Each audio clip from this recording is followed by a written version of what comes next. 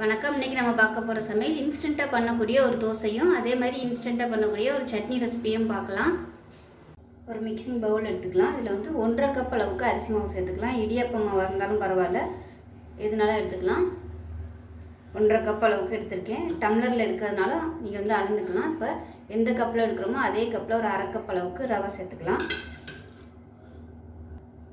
இப்போ இதில் 2.5 கப் அளவுக்கு தண்ணி சேர்த்துக்கலாம். தண்ணி சேர்த்து கலந்துட்டு பத்தலைன்னா அதுக்கப்புறமா தண்ணி சேர்த்துக்கலாம். இப்போ இதில் இன்னும் 1 கப் அளவுக்கு தண்ணி சேர்த்துக்கலாம். மொத்தம் 3.5 கப் அளவு தண்ணி சேர்த்துருக்கேன். இதை நல்லா கலந்து விட்டுட்டு இப்போ நல்லா கலந்தாச்சு. இதில் வந்து மீடியம் சைஸாக ஒரு 2 பச்சை மிளகா சேர்த்துக்கலாம். பொடியாக நறுக்கின கருவேப்பிலை சேர்த்துக்கலாம். ஒரு 2 டேபிள் ஸ்பூன் துருவின கேரட் சேர்த்துக்கலாம். அதே மாதிரி ஒரு 2 டேபிள் ஸ்பூன் கொத்தமல்லியில் சேர்த்துக்கலாம். அதே மாதிரி நல்லா ஒரு கைப்பிடி அளவுக்கு வெங்காயம் பொடியாக கட் பண்ணதை சேர்த்துக்கலாம். தேவையான அளவுக்கு உப்பு சேர்த்துக்கலாம். பெருங்காயத்தூள் கொஞ்சமாக சேர்த்துக்கலாம். இப்போ இதில் மிளகு 1 டீஸ்பூன், ஜீரகம் 1 டீஸ்பூன் 1-2 நச்சுட்டு சேர்த்துக்கலாம். முழுசாக சேர்க்குறதுனால சேர்த்துக்கலாம். சின்ன பிள்ளைங்க இருந்தாங்கன்னா இந்த மாதிரி நச்சுட்டு சேர்த்துக்கோங்க. அது நல்லா கலந்து விட்டுட்டு நல்லா ஒரு அரை மணி நேரம் ஊறட்டும். அதுக்குள்ளே கொஞ்சம் சட்னி ரெடி பண்ணிக்கலாம். இதில் பார்த்தீங்கன்னா மெஷரிங் கப்பில் ஒரு 1/2 கப் அளவுக்கு துருவின தேங்காய் வச்சுருக்கேன். ஒரு கைப்பிடி அளவுக்கு கொத்தமல்லி, அதே மாதிரி 2 கைப்பிடி அளவுக்கு புதினா. கொத்தமல்லி கம்மியாகவும் புதினா அதிகமாகவும் எடுத்துக்கோங்க. இஞ்சி பூண்டு பேஸ்ட் வந்து 1/2 டேபிள் ஸ்பூன் வச்சுருக்கேன். இஞ்சி பூண்டு பேஸ்ட் இல்லைன்னா ஒரு சின்ன துண்டு இஞ்சியும் ஒரு 3 பல் பூண்டும் சேர்த்துக்கோங்க. இதில் பார்த்தீங்கன்னா காரத்துக்கு ஏற்ற மாதிரி மிளகாய் எடுத்து வச்சுருக்கேன். நான் ஒரு 10 பச்சை மிளகாய் எடுத்து வச்சுருக்கேன். சின்னதாக இருக்கிறதுனால 10 எடுத்துருக்கேன். ஒரு சின்ன துண்டு புளி, தேவையான அளவுக்கு உப்பு, 3 டேபிள் ஸ்பூன் பொட்டுக்கடலை சேர்த்துக்கலாம். இது எல்லாத்தையும் நல்லா நைஸாக அரைச்சிட்டு வந்துட்டு பார்க்கலாம்.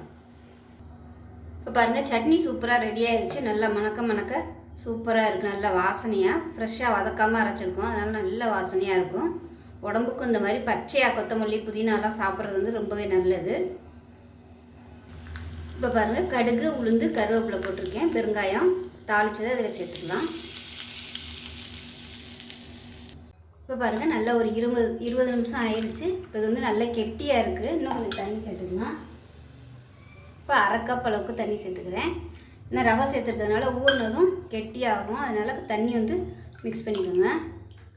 இப்போ கரெக்டாக இருக்குது. கல் காய வச்சு ஊற்ற ஆரம்பிச்சிடலாம். இப்போ கல் நல்லா காஞ்சிருச்சு, ஊற்றிடலாம். கல் வந்து நல்லா காஞ்சிருந்துச்சுன்னா தான் உங்களுக்கு இந்த மாதிரி பபுள்ஸ் வரும், இல்லைன்னா வராது. அதனால் கல் வந்து நல்லா காய வச்சுட்டு ஊற்றுங்க.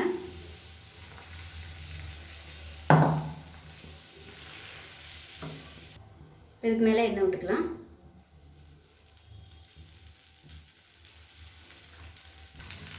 இப்போ பாருங்கள், தோசை நல்லா கிறிஸ்பியாக வந்துருச்சு. எடுத்துடலாம். எடுத்துகிட்டு திருப்பி போட்டுடலாம்.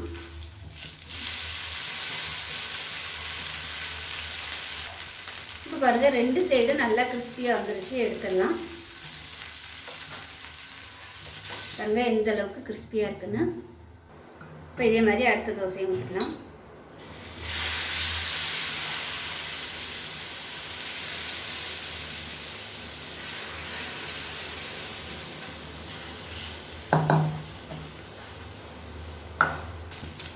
இப்போ திருப்பி போடலாம்.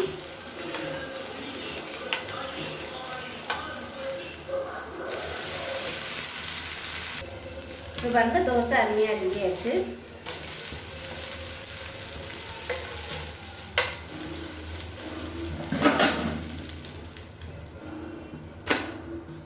பாருங்கள் எந்த அளவுக்கு நல்லா மொறுமொறுன்னு இருக்குன்னு.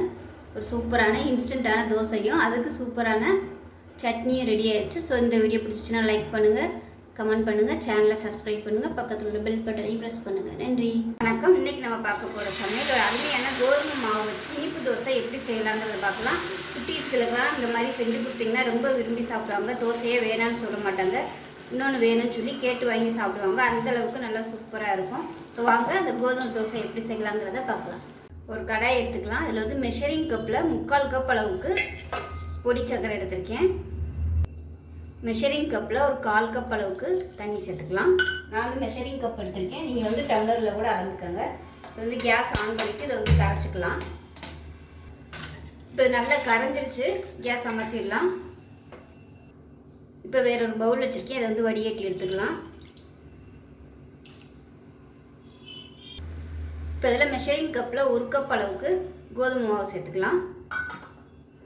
அதே கப்பில் 1/2 கப் அளவுக்கு அரிசி மாவு சேர்த்துக்கலாம்.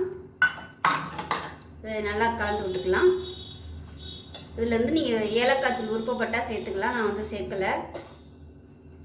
தூளாக வச்சுருந்தீங்கன்னா சேர்த்துக்கோங்க, இல்லைன்னா அப்படியே முழுசாக கூட சேர்த்துக்கலாம். இப்போ அதில் இன்னும் கொஞ்சம் தண்ணி சேர்த்துக்கலாம். ஒரு 1/2 கப் அளவுக்கு தண்ணி சேர்த்துக்கலாம்.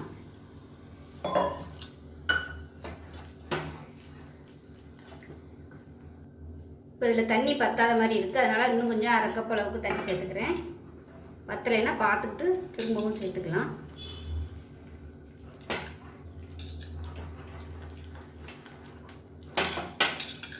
இன்னும் கொஞ்சம் 1/2 கப் அளவுக்கு தண்ணி சேர்க்குறேன். இப்போ இதில் துருவின தேங்காய் வந்து நல்லா ஒரு 2 டேபிள் ஸ்பூன் கிட்ட சேர்த்துக்கலாம்.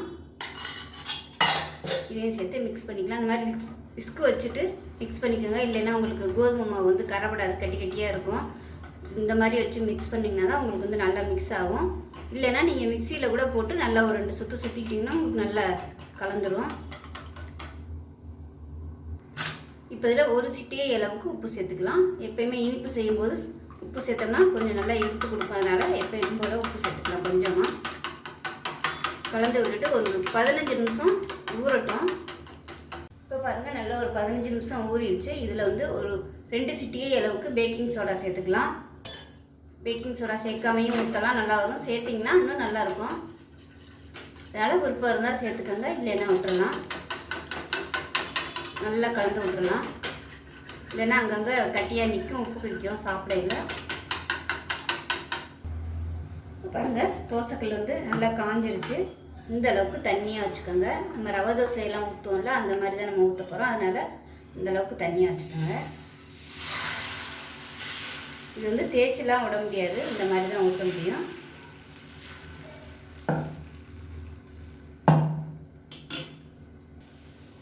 இதுக்கு மேலாப்பில் எண்ணெய் விட்டுக்கலாம்.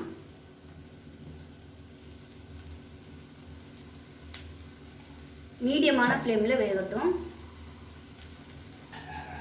இப்போ பாருங்கள், தோசை நல்லா அடிப்பக்கம் வந்துடுச்சு, நல்லா சிவந்து வந்துடுச்சு. திருப்பி வச்சுக்கலாம். இந்த அளவுக்கு ப்ரௌனாக வந்தால் தான் கோதுமை தோசை, அதுவும் இனிப்பு தோசை வந்து நல்லா டேஸ்ட்டாக இருக்கும். இது வந்து கொஞ்சம் டைம் ஆகும், நார்மல் தோசை வேகிறத விட இது டைம் ஆகும். அதனால் பொறுமையாக செய்யணும், ஆனால் ரொம்ப ஹெல்த்தியாக இருக்கும். ஈவினிங் டைம் வர ஸ்கூல் விட்டு வர குழந்தைங்களுக்கு வந்து இது மாதிரி செஞ்சு கொடுத்தோம்னா நல்லா விரும்பி சாப்பிடுவாங்க. தேங்காய் சேர்த்துருக்கிறதுனால நல்ல டேஸ்ட்டாகவும் இருக்கும். இப்போ பாருங்கள், நல்லா 2 சைடும் நல்லா மொறுமொறுன்னு வந்துருச்சு. பாருங்கள், இந்த அளவுக்கு நல்லா மொறுமொறுப்பாக வரணும். இது வந்து எடுத்துடலாம். இதே மாதிரி மற்ற எல்லாத்தையும் ஊற்றிக்கலாம். இப்போ இதில் பார்த்திங்கன்னா நான் வந்து இன்னும் கொஞ்சம் இருந்ததை விட இப்போ கொஞ்சம் தண்ணியாக வச்சுருக்கேன். தண்ணி கொஞ்சம் சேர்த்துருக்கேன்.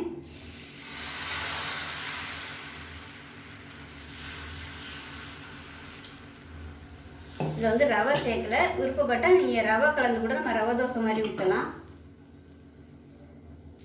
இப்போ இதில் சாதாரண எண்ணெய் தான் நான் விட்டுருக்கேன். இதில் வந்து நீங்கள் நெய் சேர்த்திங்கன்னா இன்னுமே சூப்பராக இருக்கும், நல்ல வாசனையாக இருக்கும். பசங்களாம் நல்லா விரும்பி சாப்பிடுவாங்க.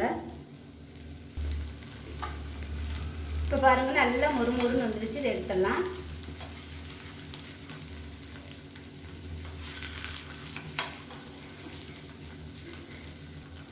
இது வந்து நம்ம மெல்லிசாக ஊற்றி இருக்கிறதுனால எடுக்கிறதுக்கு வந்து கொஞ்சம் சிரமமாக இருக்கும், கொஞ்சம் கவனமாக எடுக்கணும்.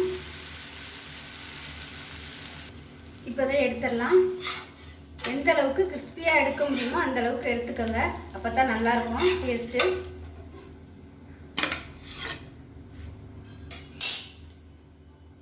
வந்து மேலாப்பில் உள்ள எண்ணெயை தொடச்சி எடுத்துட்டு எப்பயும் போல் தோசை ஊற்றிக்கலாம். தோசை ஊற்றையில் நல்லா ஹை ஃப்ளேமில் வச்சுக்கிட்டு தோசை ஊற்றுங்க, அப்போ தான் உங்களுக்கு நல்லா பபிள்ஸ்லாம் வரும். குறைச்சி வச்சுருந்தீங்கன்னா வேகிறதுக்கு நேரம் ஆகும். இப்போ பாருங்கள், அருமையான இனிப்பு கோதுமை தோசை ரெடி ஆயிடுச்சு. இந்த மாதிரி மெல்லிசாக ஊற்ற தெரியலை அப்படின்னு நினச்சிங்கன்னா ஊத்தப்பம் மாதிரி கூட நீங்கள் ஊற்றிக்கலாம். அப்படி ஊற்றினீங்கன்னா கம்மியாக தான் உங்களுக்கு எண்ணெயெல்லாம் செலவாகும். ஆனால் வந்து மூடி வைக்கணும், மூடி வச்சிங்கன்னா தான் உங்களுக்கு சீக்கிரம் வேகும். ஸ்கூல் விட்டு வர குழந்தைகளுக்கு இந்த மாதிரி ஹெல்த்தியாக செஞ்சு கொடுங்க, நல்லா விரும்பி சாப்பிடுவாங்க.